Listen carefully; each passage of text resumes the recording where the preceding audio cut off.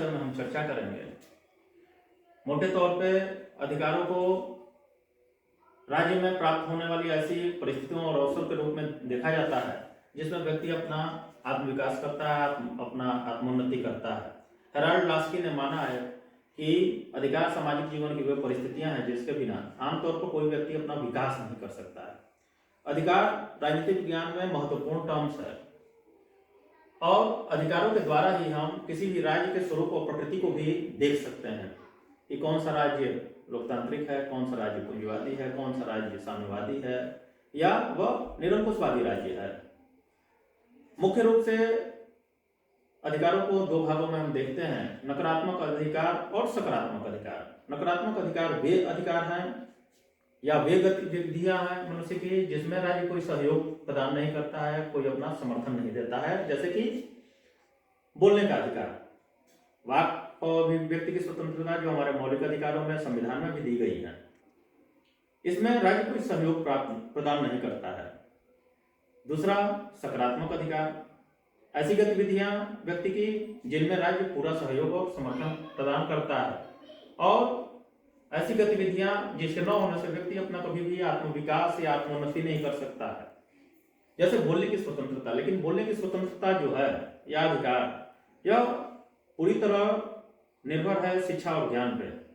इसलिए बिना शिक्षा और ज्ञान के व्यक्ति अपना विचार अभिव्यक्त नहीं कर सकता है।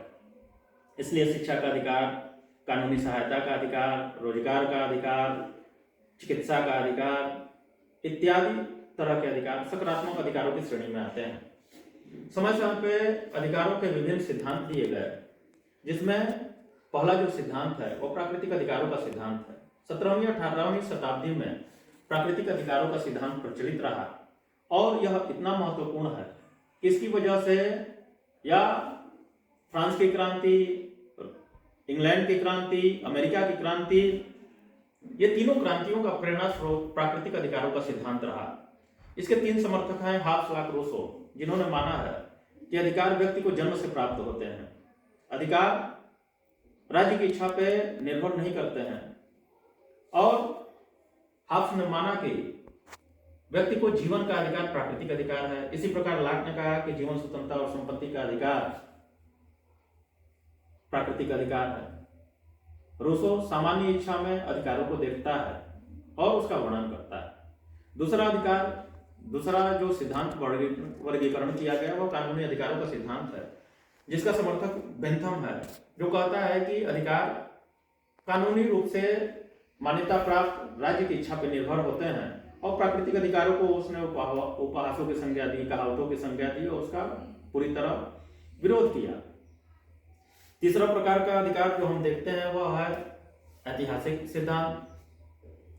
ऐतिहासिक सिद्धांत अधिकारों का कहता है कि कभी भी रीति रिवाज, परंपराएं, प्रथाएं जब समाज में स्थिर हो जाती हैं तो उनको अधिकारों के रूप में मान्यता दे दी जाती है और एडमंड बर्ग जो है इसका समर्थक रहा। समाज कल्याण का सिद्धांत चौथा सिद्धांत है अधिकारों का, जो मान्यता देता है कि अधिकतम लोगों का अधिकतम सुख यदि प्राप्त न हो जिस बात से, जिस नियम से, वह निरर्थक है। यानी कि समाज कल्याण का जो सिद्धांत है वह पूरी तरह उपयोगितावाद पर आधारित है। मेल, बेंथम आदि इसके समर्थक है और उनकी मान्यता है कि वही अधिकार मान्य होने चाहिए जो अधिकतम लोगों को अधिकतम सुख प्रदान करते हैं। यह चार जो सिद्धांत अभी तक हमने अधिकारों का देखा, यह उदारवादी सिद्धांत कहे जाते हैं। अधिकारों का मार्क्सवादी अब हम सिद्धांत देखते हैं।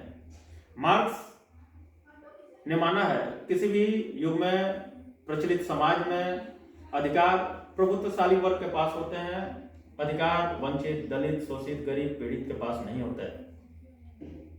वंचित, दलित, शोषित, गरीब, पीड़ित जो वर्ग है वह अधिकारों की प्राप्ति तभी कर सकता है जब पूंजीवादी राज्य को समाप्त कर साम्यवादी समाजवादी राज्य की स्थापना की जाए।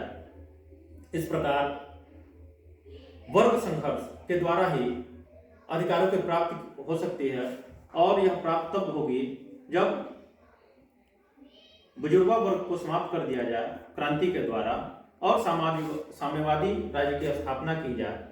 उसमें जाकर शोषित वर्ग को अपने अधिकतम अधिकारों का उपभोग करने का अवसर मिल पाएगा। धन्यवाद।